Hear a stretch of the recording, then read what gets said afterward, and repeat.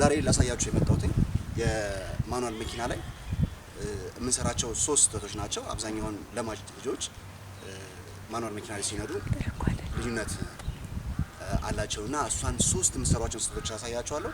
እነዚህን ካረማችሁ በእርግጠኝነት መኪናውን በቀላሉ መንዳት ትችላላችሁ ማለት ነው። እንደምናደርገው ቀጥታ ወደ ውስጥ እንገባና የፍሪሽን አጠቃቀምና እንዴት እንደምናደርጋቸው እናያለን።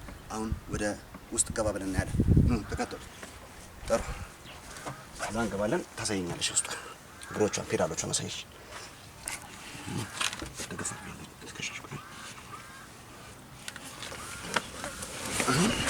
ገባው። ስለዚህ አሁን ምንድነው የምናደርገው? ሞተር እናስነሳለን። የመጀመሪያው ስራ ሞተር ማስነሳት ነው። ሞተር ለማስነሳት ሁሌም መደረግ ያለበት ጥንቃቄ መጀመሪያ ምንድነው መያዝ ያለበት ፍሬን ነው ሁሌም። ከዛ በኋላ ፍሪሽን ይረገጣል ማለት ነው። ከዛ በኋላ ምንድነው የምናደርገው? ማርሽ ዜሮ ማድረግ። ማርሽ የሚለው አሳየኝ። ማርሽ አሁን ዳገት ላይ ስለቆመች ማርሽ አንደኛ ማርሽ ነው። ወደ ኋላ መለስ እናደርግና ዜሮ መሆኗን ቼክ እናደርጋለን ማለት ነው። ከዛ በኋላ ቀጥታ የምናደርገው ምንድነው ሞተር ማስነሳት ነው። ያው ዳሽቦርዶቹ ላይ ምን በርተዋል? ላይቶቹ በርተዋል። ይታያሉ? ላይቶቹ ይታያል። ዳሽቦርዱ በደምብ ይታያል። እሺ፣ ስለዚህ አሁን ወደ ማስነሳት ግሬሰር በደምብ ይታያል።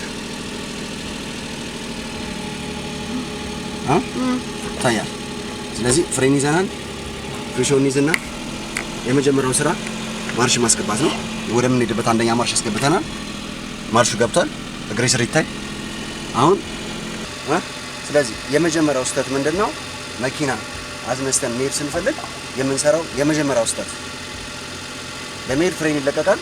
ፍሬን እንለቃለን። ከዛ ነዳጅ ነው አደገፍ እናደርገው። ነዳጅ ይሰጠን ፍሪሽን ላላ እናደርጋለን። የመጀመሪያው ስራ ይታያል። ፍሪሽን ቀስ ብሎ ላስደር ተረከዚ አየር ላይ ያለው ይታያል። ፍሪሽን ተረክቷል። ተረከዚ አየር ላይ የሚሆነው ፍሪሽን ቀስ ያልኩ ነው የምለቀው። አሁን ቀስ ያልኩ በለቀቁ ቁጥር ያቀና አሁን የለቀቁት በመጣው ቁጥር መኪናው መሄድ አይችልም። ሞተር ይጠፋል። የመጀመሪያው ስህተት አሁን ይሄ የመጀመሪያው ጥፋት በምክንያቱ ምንድነው ማለት ነው? የመጀመሪያው ጥፋት የሚሆነው ተመጭና አንተን ታሳየኛለሽ። የመጀመሪያው ጥፋት የሆነበት ምንድነው? የእጅ ፍሬኑ ባለመውረዱ ነው።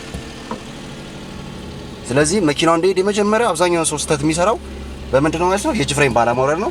ስለዚህ የእጅ ፍሬን ቀና አድርገን ማውረድ ወርታችን እንዳለብን መረሳት የለበትም ማለት ነው። የመጀመሪያው ጥፋት ነው ማለት ነው። ሁለተኛ እንቀጥላለን። ሁለተኛ ደግሞ ማርሽ ካስገባን በኋላ አብዛኛውን ተማሪ የሚረዳው ምንድነው? እግራችን ፍሬን ጋር ከፍሬን ለቆ ነዳጅ ጋር ሄደ ማለት ፍሪሽን ምን መሆን አለበት ብሎ ነው የሚያስበው አብዛኛውን ሰው። ትንሽ ራቅ መኪናው በደንብ ይታይ። እግሬ ይታያል። አብዛኛውን ተማሪ ወይ ደግሞ ጀማሪ ተማሪ የሚሰራው ስህተት ምንድነው? እግሩ ነዳጅ ጋር ሄደ ማለት ፍሪሽን ምን ማድረግ አለበት ነው መልቀቅ አለበት ብሎ ነው የሚያስበው። አሁንም ሲለቅ ምን ሆነ? ይጠፋል።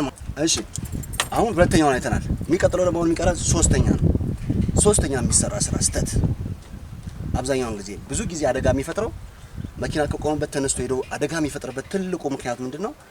መኪናውን ያለ መቆጣጠር ፍሪሽን ስንጠቀም ተቆጣጥረን ስለማንጠቀመው ነው ማለት። ስለዚህ የሚሰራው እሱኛው ስህተት ነው ላሳያችሁ።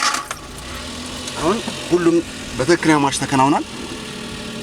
ፍሪሽን ይዘናል። ፍሬን ስንለቅ ወዴት ነው የሚሄደው? አካባቢ ትንሽ አሁን አብዛኛውን አደጋ የሚፈጥረውና ግጭት የሚፈጥረው ትልቁ ስህተት ምንድነው? ልክ ፍሬን ለቀን ነዳጅ ረግጠን ፍሪሽን ስንለቅ መኪናው ከሚገባው በላይ ሄዶ ተከሽከራሽ ማለት ነው። አንተ ተመለስ እንጂ አሁን ይሄንን መቆጣጠር ሳትችሉ ስትቀሩ ነዳጅ ሰጣችሁ ፍሪሽን በምትለቁበት ሰዓት መኪናውን ከምትችሉት በላይ አትቆጣጠሩት ማለት ነው። አደጋ የሚፈጥረው ይሄ ነው ማለት። እነዚህ ሶስቱን መከታተል አለባችሁ፣ መጠንቀቅ አለባችሁ። ይሄንን ካረጋችሁ መኪና መንዳት በቀላሉ ይቻላል። አንደኛ የሚቻልበትን ዘዴ ላሳያችሁ። አንደኛው ፍሪሽናችንን አረጋገጥ ነው። ሁሌም ፍሪሽን ሲረገጥ በጣታችን በዚህ በመዳፉ ነው እንጂ በጫፍ አይረገጥም ወይ በውስጥ አይረገጥም። በጣም ወይ እንደዚህ አንረግጠውም ወይ ደግሞ እንደዚህ አንረግጥም። መረገጥ ያለበት በዚህ በመሃለኛዋ በትክክለኛ መዳፏ ልዩነቱ ይታያል በደንብ። ስለዚህ እንደዚህ ነው መረገጥ ያለበት ማለት። እንደዚህ ይረገጥና ፍሪሽን እግራችን መሬት አይታከክም፣ አየር ላይ ሆኖ መርገጥ ያለበት።